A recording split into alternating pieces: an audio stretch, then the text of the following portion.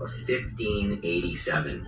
And I think it's pretty fascinating because it's so detailed down to the trees, the type of trees that they had in the landscape. Like, this is obviously North America here, South America going down into South America. Y'all aren't ready for this one. Exodus took place in America, and the true Nile is the Mississippi River. Moses was born here and was buried in Utah. Pay attention to this one, because I'll be showing you how much of the Old Testament actually took place here in the Americas. When Moses split the Red Sea, he was leading the Israelites into California.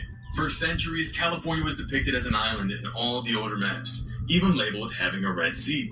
So if cartographers of the past were really mistaken, why do so many maps have this exact same mistake with such detail? Now by the 1770s, California begins to look like what it does today, but can't go back to its natural state due to so many dams and levees holding it together. There are over 1,500 dams in California alone, literally holding back an entire sea. Now, the Mississippi River is the true Nile. The Nile, the fake Egypt, does not match the description in Isaiah 11:15. It said the Lord smite the river into 7 streams. But the Nile we're given in Africa only has 2 major tributaries. And what is the largest river complex in America? The Mississippi. It's the only major river on Earth that matches the description with 7 massive streams. There's also many Egyptian named cities across the Mississippi, and these are just the ones alongside the river, not considering the rest of the country. Now let's read about the death of Moses in Deuteronomy 34, which shows us his final journey and burial being in Utah, or Judah.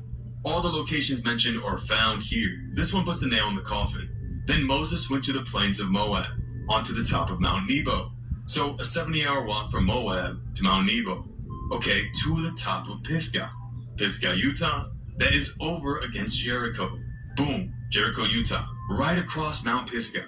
And if you're not mind blown yet, you need to drink some wake-up juice. But hold on, we still got more places to verify. And then the Lord showed him the whole land from Gilead onto Dan. Gilead, Utah, to Dan, or Daniel, Utah. Same thing.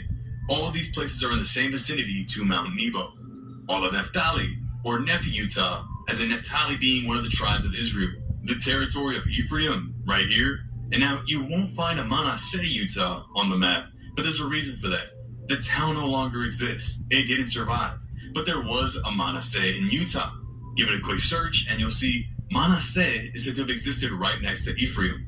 And what do we know about these 2 tribes? They were brothers. So of course they'd be right next to each other. Remember, it says Moses could see the whole land of Judah, or the whole land of Utah, from the top of Mount Nebo.